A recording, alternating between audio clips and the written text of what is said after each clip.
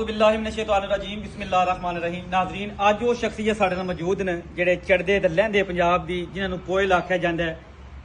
ਬਲਾਲ ਹੈਦਰ ਸਾਹਿਬ, ਜਿਨ੍ਹਾਂ ਨੇ ਸੂਫੀਆਨਾ ਕਲਾਮ ਪੜ੍ਹ ਕੇ ਪੂਰੀ ਦੁਨੀਆ 'ਚ ਇਸ ਵੇਲੇ ਧੁੰਮ ਮਚਾਈ ਹਨ ਤੇ ਇਹ ਬਾਰਗਾਹ ਰਿਸਾਲਤ ਮਦੀਨਾ ਸ਼ਰੀਫ ਔਰ ਮੱਕਾ ਸ਼ਰੀਫ ਵਿੱਚ ਹਾਜ਼ਰੀ ਕਰਕੇ ਅੱਜ ਫਰਲਮਗੀਰ ਤਸ਼ਰੀਫ ਲਿਆਏ, ਸਾਡੇ ਕੋਲ ਤਸ਼ਰੀਫ ਲਿਆਏ।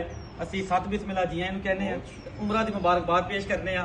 ਤੁਸੀਂ ਉੱਥੋਂ ਤਸ਼ਰੀਫ ਲੈ ਕੇ ਆਏ ਹੋ, ਸੋਹਣੀਆਂ ਸੋਹਣੀਆਂ ਅੱਖਾਂ ਨਾਲ ਸੋਹਣਾ ਸੋਹਣਾ ਦੀਦਾਰ ਕਰਕੇ ਆਏ ਹੋ ਤੇ ਅਸੀਂ ਸਾਰੇ ਜਨਾਬ ਤੁਹਾਡੇ ਮਸ਼ਕੂਰ ਹਾਂ ਇਹਨਾਂ ਟਾਈਮ ਫਰਮਾਇਆ।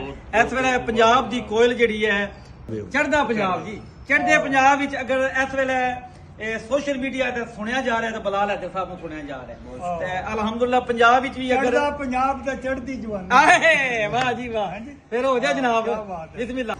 ਕਿ ਯਾ ਰੱਬ ਹੋਰ ਨਾ ਮੰਗਾ ਤੈਥੋਂ,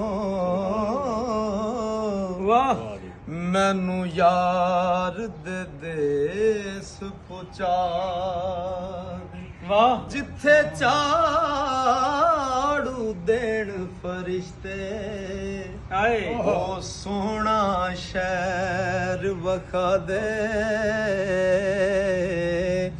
ਜਿਨ੍ਹਾਂ ਗਲੀਆਂ ਵਿੱਚ ਫਿਰਿਆ ਸੋਹਣਾ ਉਹਨਾਂ ਗਲੀਆਂ ਦੀ ਖਾਕ ਬਣਾ ਦੇ, ਆਜ਼ਮ ਤੇ ਜੇ ਕਰਮ ਕਮਾਵੇਂ ਇਹਨੂੰ ਯਾਰ ਦੀ ਦੀਦ ਕਰਾ ਦੇ।